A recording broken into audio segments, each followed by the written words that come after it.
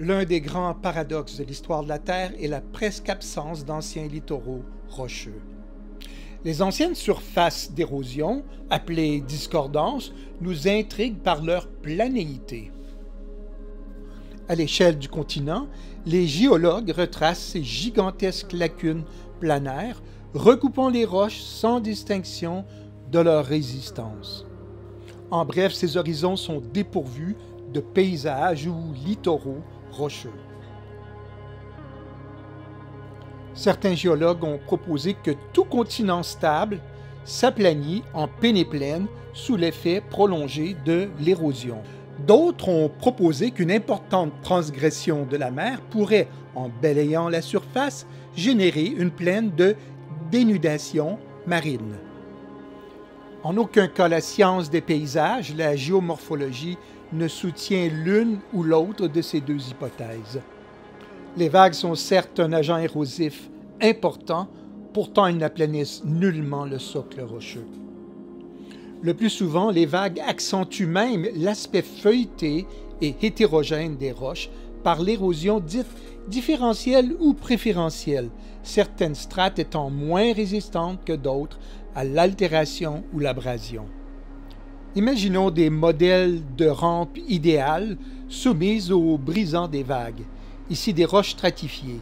Peu importe leur inclinaison, les strates vont se denteler préférentiellement. Et que dire des roches homogènes et massives comme les granites? En fait, les granites sont toujours fracturés. Ici, dans les Seychelles, les vagues ont agrandi l'ouverture des fractures. L'érosion exhume et décompresse les roches inférieures. Cette relaxation engendre des fractures horizontales et, par réajustement de contraintes, des fractures verticales. Même un granit très massif n'échappe pas à ce phénomène dit d'exfoliation ou de descamation, du latin scama, écaille. Remarquez les écailles horizontales. Les joints verticaux se sont agrandis pour isoler des aiguilles de roche. Ce paysage appelé chaos sont typiques des granites. Aucune surface granitique moderne n'échappe à ce phénomène et pourtant ces chaos sont absents des anciennes discordances.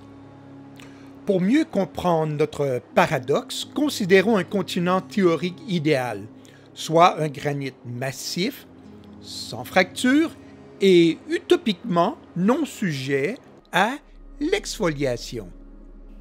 Nous omettrons aussi les forces tectoniques qui déforment les continents. Notre continent théorique n'est pas coiffé de roches sédimentaires déjà propices à l'érosion différentielle. Et nous exagérons l'échelle verticale, technique d'illustration si prisée des géologues. Lors d'une transgression marine, les vagues sculptent de nouvelles plateformes appelées platiers, surmontées de plages de galets ovoïdes ou aplatis. Les reliefs rocheux existants s'érodent à nouveau avant d'être submergés. La diffraction et la réfraction des ondes des vagues accentuent inévitablement des caps et des baies. Même une transgression aussi graduelle soit-elle produirait une série de terrasses. Ce modèle pourrait aussi intégrer l'effet d'une forte érosion continentale précédant la transgression. Même dans ce cas, une transgression du littoral aurait imposé son érosion en terrasses et platiers. Cependant, une fois submergés, ces paysages deviennent momentanément préservés de l'érosion continentale. Soulignons que sous la mer, les courants de turbidité peuvent éroder des canyons. À Silix Beach, au sud de l'Australie, on voit bien le platier de gravier. On distingue l'érosion de la mer de l'érosion continentale. Remarquez une baie qui débute sa progression par la diffraction des vagues. Depuis la dernière glaciation, la fonte des glaces a causé une transgression marine mondiale, submergeant des terrasses de platiers sur toutes les marges continentales. Ici un exemple en marge de la Floride. Revenons à notre modèle, mais en y ajoutant les sédiments côtiers.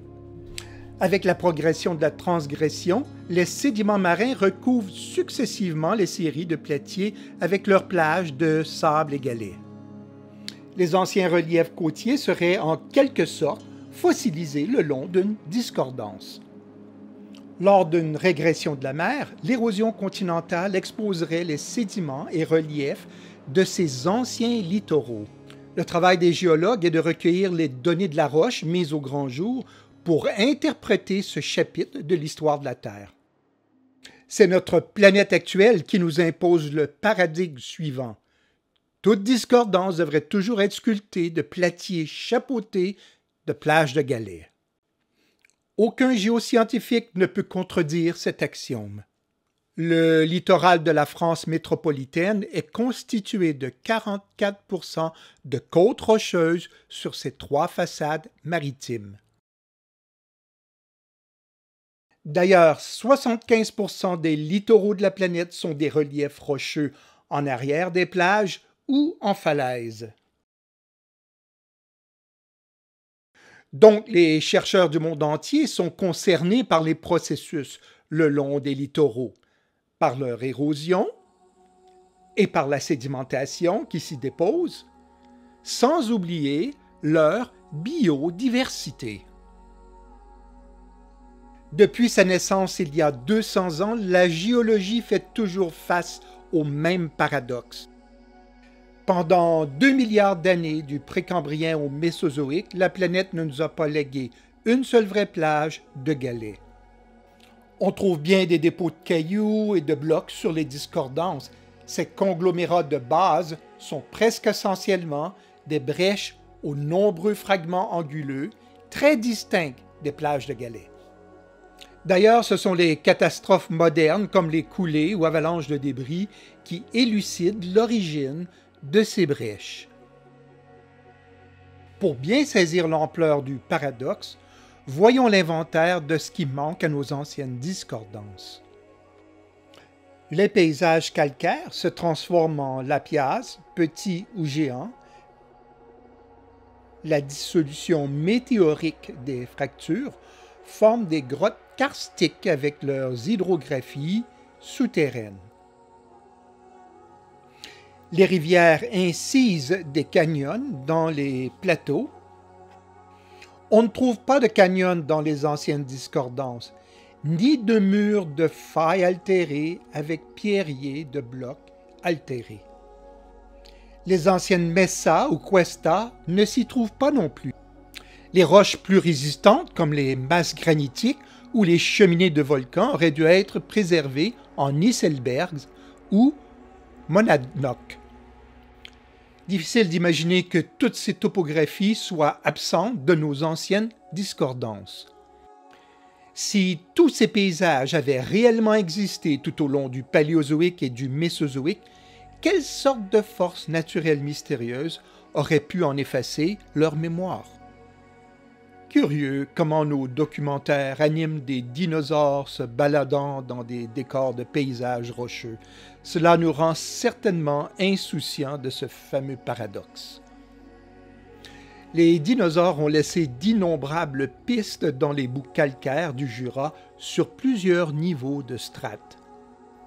Or, les boues et les sables calcaires se cimentent ou se liquéfient très rapidement. À la moindre régression marine, ces strates exposées devraient produire un littoral rocheux. Ce n'est pas le cas ni au Jurassique ni au Crétacé. À Saldagölü en Turquie, les cyanobactéries en symbiose avec les diatomées édifient des stromatolites modernes en précipitant une grande quantité de carbonate de magnésium extrait de la chimie alcaline du lac. Il y a à peine quelques milliers d'années, le niveau du lac a baissé.